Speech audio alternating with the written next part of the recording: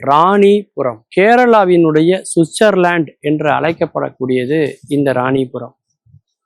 கேரளாவினுடைய ஊட்டி அப்படின்னு ஒரு காலத்துல சொல்லிட்டு இருந்தாங்க. இன்னைக்கு கேரளாவினுடைய சுவிட்சர்லாந்து அப்படின்னு எல்லாரும் சொல்ல ஆரம்பிச்சிருக்காங்க. ராணிபுரம் இப்போ நம்ம ஊர்ல மலைவாச ஸ்தலங்கள் அப்படின்னு பார்த்தீங்கன்னா ஊட்டி, கொடைக்கானல் இல்லையா, ஏலகிரி, இந்த மாதிரி இடங்களை நம்ம சொல்லுவோம். கேரளால அப்படின்னு எல்லாருக்கும் ஞாபகம் வருது பார்த்தீங்கன்னா மூணாறு ஞாபகம் வரும் இல்லையா. அதே மாதிரி பார்த்தீங்கன்னாக்கா வேகமான் போகணும்னு நினைப்பாங்க. ஆனா இன்னைக்கு நிறைய டிராவல் பிளாக்ஸ் எல்லாம் வந்ததுக்கு அப்புறம் இண்டு இடுக்குல இருக்கக்கூடிய சில முக்கியமான இடங்களை எல்லாம் கண்டுபிடிச்சு இன்னைக்கு அதெல்லாம் வெளிச்சத்துக்கு வந்துட்டு இருக்கு. அப்படி இன்னும் பிரபலமாகாத ஆனா அதே நேரத்துல ரொம்ப சிறப்பான ஒரு இடம் தான் ராணிபுரம். காசர்கோடு என்று சொல்லக்கூடிய ஒரு மாவட்டம், அந்த மாவட்டத்துல இருக்கு இந்த ராணிபுரம். கடல் மட்டத்திலிருந்து 750 1048 அடி உயரத்துல இருக்கு இந்த ராணிபுரம்னு சொல்லக்கூடிய மலை. இங்க இருக்கக்கூடிய புல்வெளிகள், மேகங்களை தொட்டு போகக்கூடிய அந்த மலை முகடுகள், அதிலும் குறிப்பாக மலை ஏறுகிறவர்கள், சாகசத்தை விரும்பக்கூடியவர்களுக்கு ஏற்ற இடமாக இந்த ராணிபுரம் இருக்கிறது. இங்கு உள்ள அந்த மலை பாதைகள் மிகவும் கரடு முரடானது. காட்டு வழியில் செல்லக்கூடிய ஒரு பாதை. வனத்துறையினிடத்துல முன்கூட்டியே அனுமதி வாங்கித்தான் இங்க மலை ஏற முடியும். அதனால இந்த மலையை அழகான ராட்சசி அப்படின்னு வர்ணிக்கிறாங்க. ஆபத்தும் உண்டு, இங்க அழகும் உண்டு. அதனால பாதுகாப்பான பயணத்தை மேற்கொண்டா ஆபத்து இல்லாம அழகை நம்ம ரசிக்கலாம் அப்படின்னு சொல்றாங்க.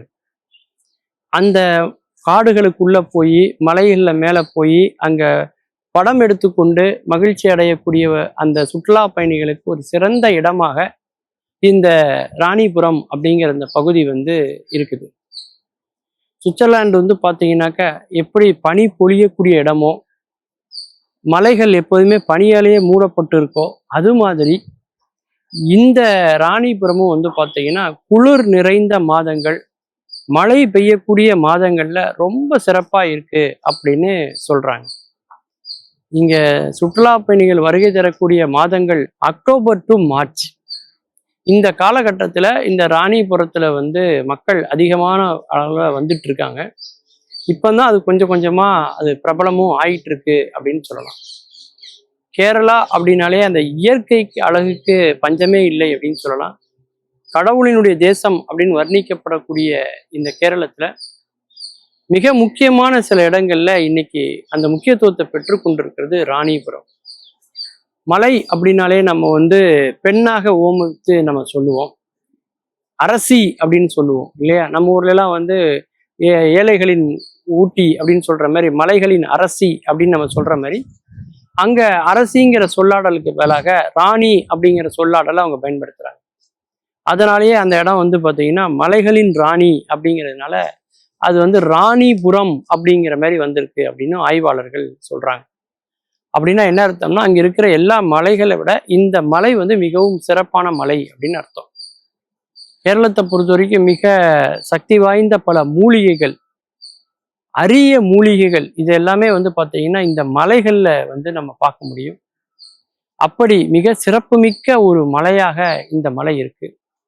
சுற்றுலா பயணிகள் வருகை தந்து விட்டார்கள், அவங்களுடைய பயணங்கள் அதிகமா இருந்ததுன்னு சொன்னாலே அந்த இடத்துல உள்ள இயற்கை வளங்கள் எல்லாம் கொஞ்சம் கொஞ்சமாக அழிக்கப்படும். அதன் பிறகு அங்க வனவிலங்குகள் போவதெல்லாம் தடை செய்யப்படும். அதன் பிறகு அந்த பொலிவையே அது இழந்துரும் அப்படிங்கிறத நம்ம பார்க்கணும். அதனாலதான் இன்னைக்கும் நிறைய மலைவாச தலங்களுக்கு பாஸ் எல்லாம் கொடுக்குற முறையெல்லாம் நம்ம பார்க்கணும்.